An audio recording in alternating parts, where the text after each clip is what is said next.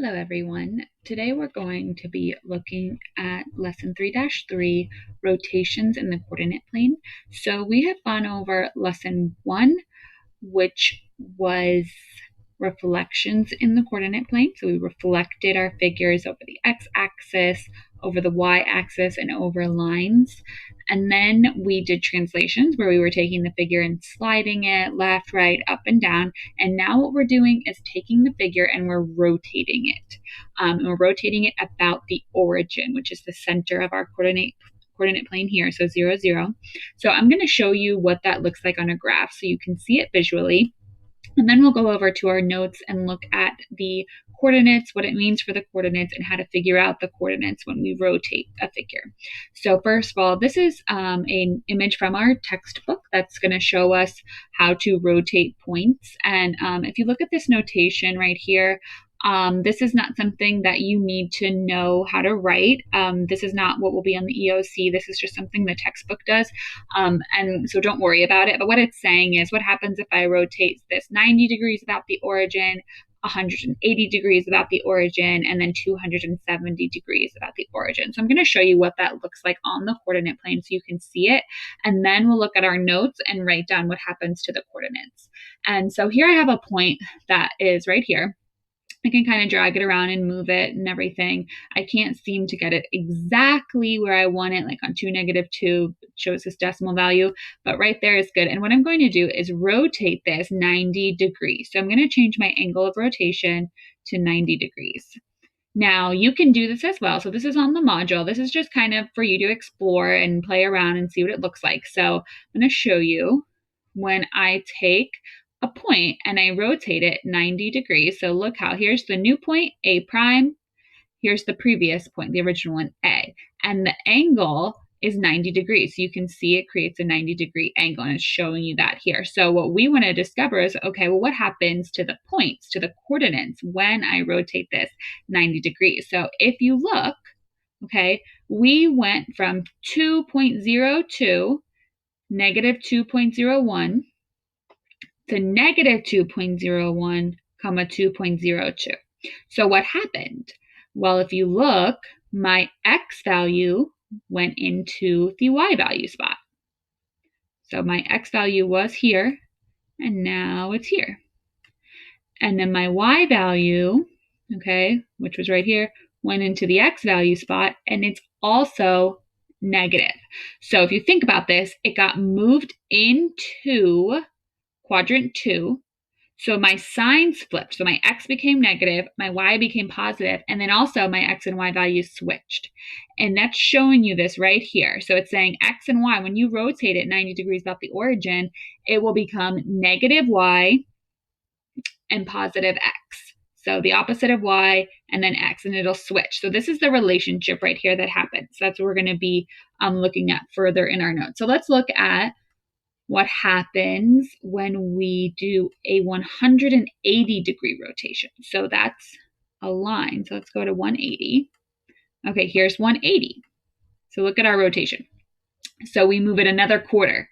So 90 degrees was 1/4, then another quarter gets us to 180. So it forms this straight line. So now my point ends up forming a line with the other point. Let's look at my values and see what happens. So 2.02. So my x stayed in the same spot, but it became negative. And then my y also stayed in the same spot. So it's still a y, but it also became negative. So it looks like when we rotated 180 degrees about the origin, my x and y, they'll stay in the same spot. So they won't switch, but they'll both become negative. So they'll become the opposite sign. So that's my 180-degree rotation relationship. Let's see what happens when I do 270 degrees. So another quarter rotation. So you can see it's another quarter, and I end up over here. So look at that. Now remember, 270 degrees. A circle is 360. So if I went one more, I'd end up right back in the same spot. So that's why we only look at 90, 180, 270. If it's 360, we're doing a circle. We end up right back in the same spot. So when I look at 270, let's see what happens to my point. So it looks like they switched again. So 2.01 went into the X spot and 2.02 went into the Y spot. And then as far as my signs go, so X and Y switched, it looks like Y stayed the same, right? But X became negative. So you can see what happened there. We switched our Y and X, much like we did with the 90 degrees, but then it was the X that became negative as opposed to the Y. And those are my three relationships that happen when I rotate a point or a figure about the origin. And notice I went counterclockwise. So I went in this direction, kind of backwards if you think of it that way. I went counterclockwise, and that shows me my different rotations. And now let's go to our notes. All right, so now we'll look at some notes for the rotations and what that's going to look like on paper with coordinates. So you've kind of seen how you're rotating a figure 90 degrees, 180, 270. We looked at the points and what happens to the coordinates. So let's just write all of that down and just look at a couple examples. So we know now a rotation is going to be a turn. So a turn around a fixed point called the center of rotation, which we looked at the origin, and that's what we're going to keep it at for this lesson. So we're only going to be rotating it around the origin as opposed to any random point. And the figure will rotate at a specific angle and direction. So the angles being 90 degrees, 180, 270, and the direction being counterclockwise. So backwards on a clock, think of it that way. So we looked at what happens to the coordinates, so we're going to write that down here. And really this table is going to have your most important information and everything that you need to know. So it's kind of your job to memorize what happens to the coordinates. So if you remember what happened when we rotated at 90 degrees, so just a quarter backwards, what happened was the X and Y values switched. So it became Y and then X. And then the Y value became opposite, so negative. Okay. So I'm going to put that here because what you want to memorize is we switch your X and Y, and then I'm going to say Y is opposite. Now, you can also think of it as Y is negative. I just want to remind you that if Y had already been negative, it would become positive. So just think of it as the opposite. So basically the sign of Y changes. And then saying that in a small amount of words, Y is opposite. So switch and Y is opposite. So switch them and then Y is opposite. So that's what you kind of have to memorize here. So it's really a memorization kind of thing. We're going to memorize that if I'm rotating at 90 degrees counterclockwise, I'm going to switch the X and Y and make Y negative. Then what happens when we rotate at 180 degrees? So remember, I'm going to draw an arrow here. This was the original. We rotated at 90, arrow here. And remember how we're basically like forming a line with the origin. And I am going to write what happens to my X and Y value here. So for 180 degrees, if you remember from our rotation, X and Y do not switch, okay? They stay in the same spot, but they both become opposite signs. So we don't switch, we just make them both opposite. So I'm going to say opposite signs for both of them. That's kind of what we want to remember for 180 degrees. So X and Y stay in the same spot, but they become opposite signs. And then when it was 270, so a quarter more, what happened to X and Y?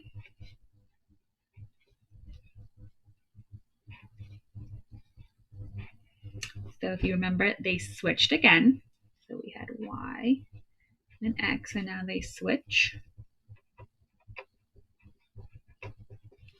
But then, instead of Y becoming negative, it's X that becomes negative. So X is opposite.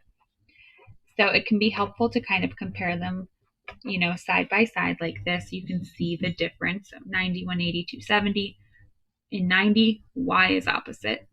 In 270, x is opposite. But we switch in both of those. And with 180, we don't switch them. We just make both negative. So really, this is kind of a memorization thing. So you're going to see a Quizlet on this that you can do flashcards with just to study and try to memorize those so that you can apply them to coordinates. So I'm going to go over some graphing examples. What happens when we graph them is that really we are just worried about what's happening to the coordinates so that we can then graph those, as opposed to like when we did translations and we were sliding it, we would kind of count for each point, like, okay, moved, left to, up to, or whatever, and then get the coordinate. With these ones, we want to get the coordinates first. So let me show you what I'm talking about here. So it tells me triangle ABC, tells me the vertices, and then it says it goes 90 degrees counterclockwise. So this is brand new to us. So we want to be looking back at our table to figure out what's going on. I don't expect you to immediately have these memorized and to immediately know. So if you look at this problem and you don't look back at your notes, you're going to be totally clueless because it's brand new. So I'm going to look back at my table so that I know what happened. So I know because it's 90 degrees, look at my table. Okay, so I'm going to switch my x and y, and then I'm going to make y the opposite sign. So I'm going to make y negative if it's positive, and vice versa. So I'm going to write down my points first, and then I'm just going to plot everything. So since it's 90 degrees, I'm just going to show you. I'm going to write it out for now just so you can see what's happening. So 2, 7, we are going to switch them to 7, 2, and then we're going to make the y value negative. Okay? So A prime would be negative 7, 2. And then I'm going to do the same to each one. So 6, 5, we are going to flip it or switch it either way, and then make the y value negative. And then 4, 1, we are flipping it, making the y value negative. Okay, and let me write them all here, and then I'll do all of my graphing. And of course, we all know how to graph coordinates at this point, so you can go ahead and graph these points, and I'm going to do them here. So you kind of imagine taking this triangle and rotating it 90 degrees. Does that seem right? It does. Looks good. Hopefully I didn't make any mistakes with my points, which I think it looks good, so I can move on. So your main thing is knowing the pattern that happens when you rotate this 90 degrees counterclockwise. And remember, I can only really get this from looking at my notes, looking at my table up here to figure out this relationship. The other way to do this would be like breaking out a protractor and drawing the angle and all of that, which would just be way too complicated. So as long as we know the relationship, we're able to graph the two figures. So from there, it's pretty self-explanatory. So let's do number 2. We're going to do the same thing. We're going to look at our table. I'm going to figure out what happens and then graph my points accordingly. So 180 degrees. My table says that we keep x and y. We just do opposite signs. So these are all going to be the same exact order, but they're going to become negative. So instead of writing out all my work, I'm just going to put them in the table here. So P is 2, 6. So P prime will simply be negative 2 and negative 6. Okay. Q, 6, 5 will become negative 6, negative 5. So nice and easy. R will become negative 5 and negative 1. And then S will become negative 1 and negative 2. And then I can simply plot all of those. So I'm going to go ahead and graph those. You can also graph them on your own, and then we will compare.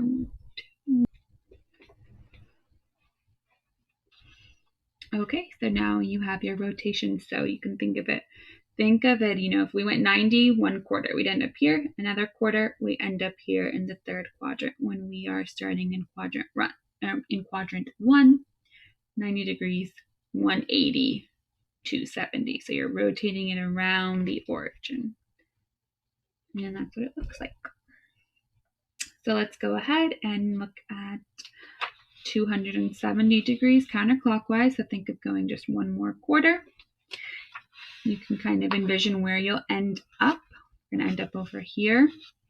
And as you work through these problems, you'll start to see relationships like that with the quadrants and which one you end up in.